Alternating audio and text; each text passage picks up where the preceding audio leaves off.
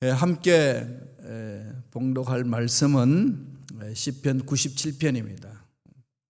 시편 97편 1절에서 12절까지 말씀 함께 봉독하고 은혜 말씀을 나누겠습니다. 다 같이 시편 97편 1절에서 12절까지 봉독하겠습니다. 야훼께서 다스리시나니 땅은 즐거워하며 거다한 섬은 기뻐할지어다.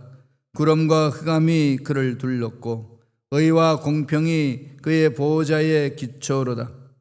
불이 그의 앞에서 나와 사방의 대적들을 불사르시는도다. 그의 번개가 세계를 비추니 땅이 보고 떨었도다. 산들이 야훼의 앞 곧 온 땅의 주 앞에서 밀랍같이 녹았도다. 하늘이 그의 의를 선포하더니 모든 백성이 그의 영광을 보았도다. 조각한 신상을 섬기며 허무한 것으로 자랑하는 자는 다 수치를 당할 것이라. 너희 신들아 야훼께 경배할지어다. 야훼여, 시온이 주의 심판을 듣고 기뻐하며 유다의 딸들이 즐거워하였나이다. 야훼여, 주는 온 땅 위에 지존하시고 모든 신들보다 위에 계시니이다. 야훼를 사랑하는 너희여, 악을 미워하라. 그가 그의 성도의 영혼을 보존하사 악인의 손에서 건지시느니라. 의인을 위하여 빛을 뿌리고 마음이 정직한 자를 위하여 기쁨을 뿌리시는도다. 의인이여, 너희는 야훼로 말미암아 기뻐하며 그의 거룩한 이름에 감사할지어다. 아멘. 이 말씀으로 기뻐하라라는 제목으로 연의 말씀을 나누겠습니다. 이 시편 97편은 어저께 지난 토요일에 우리 봤던 96편과 이어지는 거죠. 96편과 97편은 왕이신 하나님이 우주 만물을 창조하시고 다스린다. 그러므로 그 하나님을 높여라.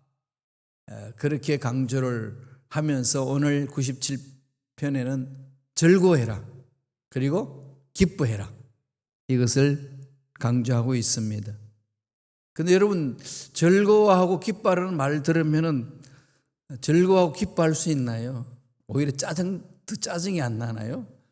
아니, 즐거워할 수 있는 환경이 돼야 즐거워하고 기뻐할 수 있는 환경이 있어야 기뻐하지. 그렇지 않나요? 그죠? 제가 한세대 교수로 있을 때 이제 교수님들 다 모시고 퇴소회를 가거든요. 직원들하고 그 교직원들 다 같이 갑니다. 수많은 사람들이 이제 차 몇 대 버스, 대형 버스 그냥 몇 대를 빌려가지고 가잖아요. 가가지고 이제 버스 안에서 서로 이렇게 담소도 나누기도 하고 또 마이크를 잡고 하기도 하고 막 그렇게 재밌게 가다가 이제 대강당에 모여가지고 서로 이야기를 하고 프로그램을 진행을 합니다. 그 프로그램 중에 강사님이 오셔가지고 멋있는 사람들의 얼굴을 쫙 이렇게 화면으로 올렸어요. 그래서 정말 영화 배우 아주 멋있는 남자 얼굴을 딱 이렇게 비추니까 사람들이 와 그랬어요. 그러나 사회자가 묻습니다. 여러분, 이 멋있는 남자의 얼굴을 보는 순간에 무엇을 느낍니까? 그랬더니 남자 교수님 손을 들고 말씀해 보실까요? 그랬더니 짜증나요. 그 멋진 남자를 보고 있는 여인들의 눈총이 자기를 보는 순간에 벌써 초라함을 느낀다는 거지. 그렇게 멋진 사람과 너 비교해 나갔을 때 짜증나요. 첫마디가. 그 참 의미 있는 그 표현이었어요. 사람은 그렇겠구나. 성경에는 계속 기뻐하라고 그러고 즐거워하라고 그러는데 이 세상 살이가 즐겁고 기뻐할 수 있는 상황이 되지 않을 때가 얼마나 많습니까? 그런데도 불구하고 왜 시편 기자도 그렇게 즐거워하고 기뻐하라고 그러고 사도 바울도 감옥에 있으면서 감옥 밖에 있는 사람에게 내가 다시 말로는 기뻐하라 이렇게 강조합니다. 뭘까요? 도대체 우리 성도들의 즐거움의 근거는 뭐고 성도들의 기쁨의 근원이 무엇이겠습니까? 그것을 말씀하는 거잖아요. 그래서 이 부분을 우리가 좀 잘 살펴봐야 되겠어요. 우리는 만사형통, 예수 믿음의 만사형통이라는 단어가 늘 만판에 새기죠. 성경은 그렇게 또 말씀하셨고 만사형통하게 되더라. 그런데 살다가 보니까 얼마나 그냥 꼬입니까, 삶이. 이런 일 당하고 저런 일 당하고 계획대로 안 되고 도대체 이게 이해할 수 없는 일들이 참 비일비재하게 일어나는 거 아니겠습니까? 그런데 만사형통이라 그런 거죠. 이제 그때의 만사형통이란 단어가 뭔지를 우리가 찬찬히 이렇게 살펴볼 필요가 있는 거죠. 다윗은 야훼는 나의 목자가 대신한 부족함이 없다라고 말하면서 쭉 읊조립니다. 부족함이 없고 만사형통이 된다면은 세상에 일어나는 모든 문제 앞에서 다 피해가야 되지 않겠어요? 그죠? 그 문제 나한테 오지 말아야죠. 환경에 오지 말아야죠. 그런데 성경에서 말하고 있는 만사형통이라든지 의인의 형통한 복이라든지 하는 걸 보면은 그런 문제를 피하는 것이 아니라 그런 문제를 똑같이 당하고 있다는 것을 강조합니다. 시편 23편도 그러잖아요. 야훼는 나의 목자시네 내가 부족함이 없으리로다. 그가 나를 푸른 초장에 누이신다는 거지. 그러면서 말하는 게 뭐라고 이야기하죠? 사망의 음침한 골짜기를 피해갈지라도가 아니라 사망의 음침한 골짜기를 지나갈지라도 지나간다는 거죠. 똑같이 당합니다. 그런데 그런 상황 속에서도 만사형통한 복을 누릴 수 있는 길이 무엇이냐? 결론 내리죠. 목자의 손이 나를 붙들어 주신다. 그런 거 아니겠어요? 그러니까 결국은 성도의 즐거움과 성도의 기쁨은 환경이 아니고 내 위치가 아니고 내 앞날에 문제가 하나도 없었어가 아니라 문제가 있던 환경이 어렵던 계획대로 되지 않는 일들이 수많이 일어난다 할지라도 기뻐할 수 있는 이유 딱 한 가지. 무엇 때문에 그렇다는 거죠? 야훼로 인하여. 하나님으로 인하여서 기뻐한다는 거죠. 어떤 하나님이시기에 그 하나님 때문에 기뻐한다고 오늘 시편 97편에서 강조하나요? 첫째로 하나님은 다스리시는 하나님이라는 거죠. 온 우주 만물을 창조하시고 다스려 주시는 분입니다. 그러니까 내 인생을 다스리신다는 거죠. 내 인생이 주인이 되셔서 다스리십니다. 우리 가정에 하나님이 주인 되셔서 다스리시고 우리 교회에 하나님이 주인 되셔서 다스리신다는 거죠. 그러니까 힘들고 어려운 상황이 있어도 하나님이 다스리신다는 것을 우리가 마음판에 새겼을 때 하나님이 합력하여 선을 이루어 주시는구나. 이것을 우리가 체험할 수 있고 깨달을 수 있습니다. 다윗은 그런 것들을 체험도 하고 그러면서 하나님의 위대하심을 깨닫고 나아가는 거죠. 말씀 볼까요? 1절에 있습니다. 97편 1절 다 같이 읽겠습니다. 야훼께서 다스리시나니 땅은 즐거워하며 허다한 섬은 기뻐할지어다. 지금 세상에 수많은 어려운 일들 일어나잖아요. 우리의 민족이 남북이 나눠져 있고 좀 공산주의자 골수 분자들은 평양에서 모여가지고 잘 먹고 잘 살고 나름대로 서양인들에게 그냥 우리 이렇게 잘 산다라고 세상 사람들한테 그냥 선전하고 있고 시골에 있는 우리 북한 동포들은 굶주림에 시달려 있고 그런 고통 중에 있잖아요. 그러니까 이 김정은 씨는 못된 거죠, 그죠? 공산주의 그러면은 더불어 살아가는 사회잖아요. 인민이 함께 행복하며 살아가야 되는 건데 그 짓을 안 합니다. 아니, 그 짓이 아니라 그 좋은 일 안 해요. 이런 제가 설교하는 내용이 유튜브 돌아다니면 저 북한 못 가요. 가면 잡혀 들어가겠죠. 공격한다고. 그런데 사실이잖아요. 이런 일들 보면 속이 터지잖아요. 그죠? 미얀마의 민주화가 일어나는 듯 했다가 군사 쿠데타가 일어나가지고 수많은 국민들을 짓밟고 죽이고 아프가니스탄에 악한 것들이 또 난리를 치고 여러 가지 일들이 있습니다. 사실 이 탈레반을 키운 자는 누굴까요? 미국이거든요. 미국이 탈레반을 키웠어요. 그래서 이제 그들의 이제 힘을 견제하고 그들을 이제 분리시키고 미국 욕심대로 뭔가를 해보려고 하다가 안 되는 거 다 버려버리잖아요. 그러니까 그 중동에 또 문제가 납니다. 미국도 잘못하는 게 한두 가지가 아니에요. 기도해야 됩니다. 속 터지잖아요. 그죠? 이런 상황 속에서 저와 여러분들이 해야 될 뭐겠습니까? 하나님이 다스리십니다. 그래도 하나님 이 흑암의 세력이 있는 곳에 임자하여 주셔서 이 어둠을 물리치게 하시고 빛을 발하게 하여 주시옵소서. 사모하는 거죠. 기도하고. 시편 기자는 하나님이 그렇게 책임지고 다스리기 때문에 우리에게는 기쁨이 있고 즐거움이 있습니다. 이렇게 말씀하는 거예요. 두 번째, 어떤 하나님이라고 강조하나요? 대적을 멸하시는 하나님. 하나님의 대적들 놔두지 않습니다. 때가 되면 다 거두잖아요. 역사를 통해서 볼 수 있잖아요. 그죠? 아무리 악한 자들이 난리를 쳐서 세계 전체를 다 삼켜버릴 것만 같은 그러한 힘이 있어 보이고 또 그러한 못된 짓들이 그냥 세상을 판치는 것처럼 느껴지는 상황 속에서도 때가 되면 다 쓸어버립니다. 다 정리되잖아요. 제가 히틀러 이야기를 많이 하는데 히틀러는 정말 세계를 다 그냥 장악하려고 그랬습니다. 그런 구도를 가졌어요. 지난번에 우리 순범 시카고의 성도님들과 주위에 있는 분들과 함께 종교개혁 발자취를 더듬었잖아요. 그 좋고 많은 환경 중에서도 그 명소 중에서도 히틀러 별장을 제가 택했어요. 일부러. 그 알프스 산맥에 있는 거거든요.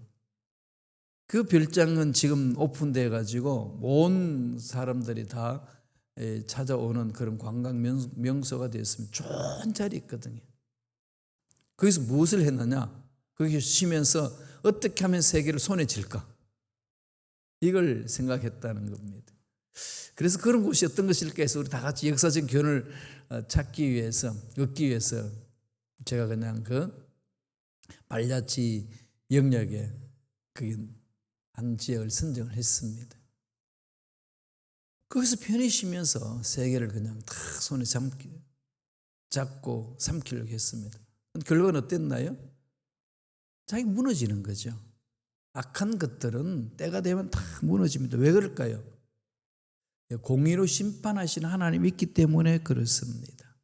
하나님이 그 악을 보시고 그냥 안 두시는 거죠. 때가 되면 다 정리합니다. 그래서 원수 갚는 것은 너의 손에 있는 것이 아니라 내 손에 있다. 나한테 맡겨라. 그런 거 아니겠어요? 그 하나님을 바라보는 거죠. 오늘 말씀 볼까요? 3절에 이렇게 말씀합니다. 다 같이 한 목소리를 읽겠습니다. 불이 그의 앞에서 나와 사방의 대적들을 불사르시는도다. 불이 무슨 불이죠? 하나님의 심판의 불이. 대적을 불살라 버리는 거죠. 멸하시는 분입니다. 하나님 앞에 올바로 서지 않는 사람 결국 심판받아요. 하나님 앞에 올바로 서지 않는 교회 공동체 흐트러집니다. 하나님 앞에 올바로 서지 않는 나라 허물어져요. 역사를 통해서 우리는 배우지 않습니까? 그러므로 하나님이 다스리시고 하나님이 대적을 멸하시는 그 하나님의 성품이시기 때문에 또 능력이 있으시기 때문에 그분을 바라보는 거죠. 그래서 아무리 힘들고 어려워도 그분이 내 인생의 전부라고 고백하며 나아가면은 절구할 수 있고 기뻐할 수 있다는 겁니다. 불이 그의 앞에서 나와 사방의 대적들을 불사르시는도다. 엄중하게 다스리시는 거죠. 그러므로 하나님이 이 세상 다스리는 것을 가볍게 생각하지 말라는 거 아니겠습니까? 우습게 생각해서는 안 됩니다. 많은 사람들이 교회 공동체를 보면은 참 약하거든요. 그렇지 않나요? 뭐 군사력이 있어요. 여기에서 사람들을 법적으로 구속할 수 있는 그런 구속력이 있습니까? 교회 공동체는 그거 없잖아요. 사람들 이리 가라 저리 가라 명령할 수 있는 그런 행정의 명령권도 없습니다. 그냥 자유죠. 그래서 교회는 누구나 올 수 있고 또 누구나 다른 곳을 옮겨갈 수 있는 교회 공동체입니다. 한마디로 말하면은 모든 사람에게 자유가 주어져 있는 거죠. 그러다가 보니까 교회 공동체가 되게 시시해 보일 수 있어요. 뭐 구성력도 없고 결성력도 없고 뭐 법적인 힘도 없고, 물론 교회 공동체에 이 규율이 있고 또 교단의 법이 있었고 교회 이 규정이 있지만은 뭐 그것이 구성력이 있는 거 아니잖아요. 세상 법정처럼. 그러니까 그것을 우습게 생각할 수 있습니다. 뭐 오합지졸의 모임인가 이렇게 생각하면서 아무렇게나 취급할 수 있는데, 이럴 때 정말 정신 차려야 되죠. 왜 그럴까요? 예수님의 피로 값주고 산 공동체가 교회 공동체입니다. 하나님의 어마어마한 대가를 지불하시고 세운 공동체거든요.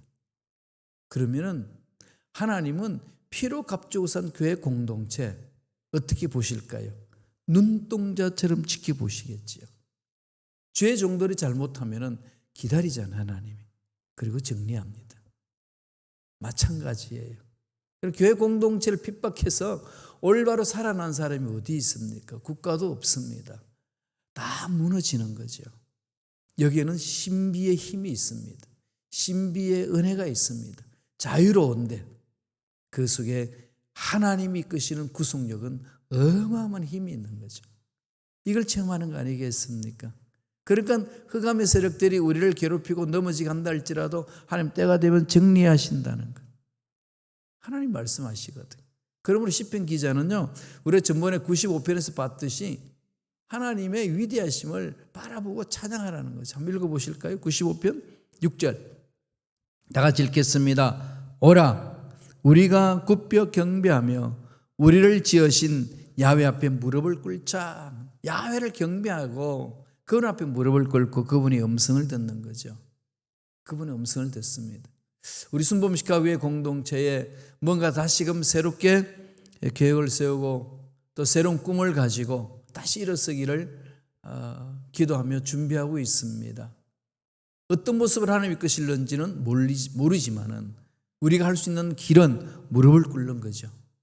하나님 말씀하시옵소서. 말씀하시고 가르쳐 주셔서 정말로 하나님이 기뻐하시는 교회 공동체 모습으로 하나님이 주신 지혜로 잘 꾸며갈 수 있도록 인도하여 주옵소서. 부르짖는 거 아니겠어요? 무릎을 꿇고 부르짖을 때에 살아계신 하나님은 우리의 믿음의 기도를 들으시고 분명히 말씀해 주실 줄로 믿습니다. 저와 여러분 인생에 그런 거 아니겠습니까? 가정에 또 자녀들에게 내 자신의 앞날에 대해서도 막막할 때가 많잖아요. 물론 계획은 있지요. 그런데 문제는 계획대로 안 된다는 거잖아요. 육체의 건강을 아무리 지키려고 해도 생각지도 않게 뻥 터지고 그러지 않나요? 그죠? 저도 어릴 때에 정말로 이 태권도도 했고 운동을 해가지고 건강히 살았거든요. 그런데 17살 때에 그냥 계획성이 늑막에 와서 괴롭히고 폐결까지 나를 괴롭혔습니다. 꿈에도 생각하지 못한 일이 일어난 거거든요. 그냥 인생 전체를 확 뒤집어 버리잖아요. 이런 일들이 누구에게나 일어날 수 있습니다. 그러니까 어디로 우리 마음을 모아야 될까요? 전능하신 하나님, 다스리시는 하나님, 대적을 멸하신 하나님, 그 하나님 바라보면 어렵고 힘들어도 기뻐할 수 있는 거죠. 내 인생의 목적은 그분께 있으니까. 그래야만 흔들리지 않을 수 있습니다. 세 번째로 어떤 하나님이라고 강조하나요? 공의롭게 하시는 하나님. 하나님은 공의로우신 분이잖아요. 하나님은 거룩하신 분인데 하나님의 거룩성 안에 두 속성, 특별한 두 속성 가지고 계시잖아요. 대표적으로 말하면 공의 하나님, 사랑의 하나님. 사랑 안에 공의가 있는 거죠. 공의가 없는 사랑은 부패합니다. 사랑이 없는 공의는 율법주의자가 되고 정죄만 난무한 거죠. 망합니다. 둘 다 망하는 거죠. 균형, 그죠? 하나님의 거룩성 안에는 두 가지 균형이 있어요. 사랑과 공의. 따라서 하나님을 믿는 저와 여러분들의 성품에도 이 하나님의 사랑과 공의가 넘쳐나야 돼요. 그래서 사랑으로 대하고 공의로 마무리 짓는 거 아니겠습니까? 그리고 그 공의를 사랑으로 품으면서 가는 거지요. 12선지서 12예언서 보면은 순서별을 있습니다. 호세아 있고, 그다음 뭐부터 시작하죠? 호세아부터 출발하죠. 그 다음에 요엘, 그 다음에 뭐가 있죠? 아모스. 근데 아모스 선지자가 선배예요. 먼저 앞선 선배입니다. 그리고 후대에 그 뒤를 나간 사람이 호세아예요. 그런데 선배인 아모스 선지자를 이 12소 예언서에 앞을 세우지 아니하고 호세아를 먼저 세워서 편집이 되어 있어요. 참 재미있지 않나요? 왜 이럴까 가만히 보니까 호세아는 사랑을 외치는 선지자입니다. 눈물의 선지자죠. 예레미야 못지않게 눈물로 가죠. 그 다음에 아모스는 무슨 선지자죠? 아시다시피 공의의 선지자잖아요. 공의가 하수같이 이렇게 한다는 거죠. 그런데 하나님이 12예언서 소예언서를 우리에게 주시면서 공동체에서 교회 순서별을 하는 것도 섬세하시잖아요. 그죠? 사랑을 앞세우고 요엘은 성령이고 그 다음에 공의를 따라가게끔 하는. 그래서 사랑과 공의의 관계를 맺을 수 있는 것은 그 중간에 요엘서에 있어요. 성령의 기름 부으심을 강조하잖아요. 성령이 임하면. 성령으로 가능한다는 거죠. 하나님은 공의롭게 심판하십니다. 그래서 그분을 닮아가는 거죠. 그런데 공의롭게 심판하시는 하나님을 닮는데 늘 사랑이 공의를 품고 갑니다. 그 균형을 이룰 수 있는 것은 성령 기름 부심밖에 없는 거죠. 그래서 성령 충만하셔야 돼요. 그래 이게 균형을 이루어서 갈 수 있습니다. 그렇지 아니하면은 이 분별도 못하고 균형을 못 잡고 갈 수 있는 거죠. 하나님의 성품이 공의의 성품을 가슴에 깊이 새길 때에 늘 사랑의 하나님을 품고 가시길 바랍니다. 말씀 보실래요? 6절 7절입니다. 다 같이 읽겠습니다. 하늘이 그의 의를 선포하니 모든 백성이 그의 영광을 보았도다. 조각한 신상을 섬기며 허무한 것으로 자랑하는 자는 다 수치를 당할 것이라. 너희 신들아 야훼께 경배할지어다. 그래서 인간들이 만드는 모든 우상은 하나님 앞에 가서 다 녹아버리는 거죠. 없어지는 겁니다. 이 세상에 있는 것들은 아무리 오래 산다 할지라도 다 없어지는 거예요. 유한합니다. 유한한 존재잖아요. 그래서 늘 인간에게 불안이 있는 거지요. 신학자 중에 철학적으로 이제 신학을 하시는 폴 틸릭이라는 분인데 독일 분이 있는데 히틀러 대항하다가 추방을 당합니다. 그래서 미국에 왔어요. 미국 유니온 신학과 또 하버드 대학, 시카고 대학에서 교수하다가 이제 소천하셨는데 그분이 이 두려움과 불안을 구분하면서 인간의 실존을 분석했습니다. 두려움은 어떤 대상이 있는 것이고 불안은 대상이 없는 겁니다. 두려움은 대상을 없애버리면 두려움은 사라지는데 이 절대 불안은 절대 불안이에요. 대상이 없습니다. 그게 뭘까요? 인생의 허무함, 인생의 유한함. 이거 해결할 수 있는 길이 있나요? 유한한 존재들이 해결할 수 있는 길이 없습니다. 늘 말씀드리지만 스티브 잡스가 죽어가면서 돈도 많이 모았고 명예도 많이 얻었는데 그 많은 돈, 많은 높은 자리까지 올라가겠던 명예가 내가 죽어가는 내 몸 하나 살려내지 못합니다. 그리고 인생 마무리 지었잖아요. 그게 인생입니다. 사실 그렇잖아요. 뭐가 해줄 수 있는 게 있나요? 그런 걸 생각하면은 불안한 거죠. 절대 불안이 있습니다. 인간에게는 누구에게나 아무리 돈이 많고 아무리 높은 자리에 가고 아무리 건강해도 사라짐에 대한 그게 허무와 공허를 느낄 수 있거든요. 불안한 겁니다. 절대 불안. 이 절대 불안을 어떻게 해결합니까? 돈도 안 됩니다. 명예도 안 됩니다. 아무리 사람들이 모여도 안 됩니다. 군중 속에 불안을 느끼지 않나요? 딱 한 가지 방법밖에 없죠. 나를 창조하시고 영원히 계시는 하나님을 만나는 것. 영원한 하나님의 생명이 나 안에 있을 때에 내 인생의 유한함에서 찾아오는 불안에서 벗어날 수 있어요. 아무리 이 세상에 있는 것들 찾아다니도 안 된다는 거죠. 그래서 너희 신들아 야훼께 경배할지어다. 우상 다 폐지하고 하나님께 오라는 거죠. 그것만이 살 길입니다. 마지막 네 번째로 어떤 하나님이죠? 네, 구원하시는 하나님. 구원이라는 게 뭘까요? 죄에서 벗어나는 것. 유한한 삶에서 멸망에서 벗어나서 영원한 삶으로 가는 생명을 얻는 것. 여기 기쁨이 있는 거지요. 그런 분들 많으시더라고요. 목사님, 참 세상이 재밌게 살만도 한데요. 근데 막 살다가도요, 내가 죽는다 생각하니까 너무 허무해요. 다 놓고 가야 된다니까. 자식도 하고 헤어져야 되고, 뭐 친구들도 헤어져야 되고, 사랑하는 님과도 헤어져야 되고, 이런 생각하면 너무 허무합니다. 네, 그게 인생이에요. 거기서 벗어날 수 있는 유일한 길은 딱 하나, 나를 창조하신 하나님 만나는 길밖에 없습니다. 폴티라는 신학자 그걸 강조를 해요. 절대 불안에서 벗어날 수 있는 것은 우주 만물을 창조하신 하나님을 만나는 길이다. 하나님 앞에 내 삶을 다 맡기는 거죠. 그분의 생명이 나한테 임재할 때만이 내 인생의 유한에서 벗어날 수 있고 영생의 은혜 속에 들어간다는 겁니다. 그래서 예수 믿는 거잖아요.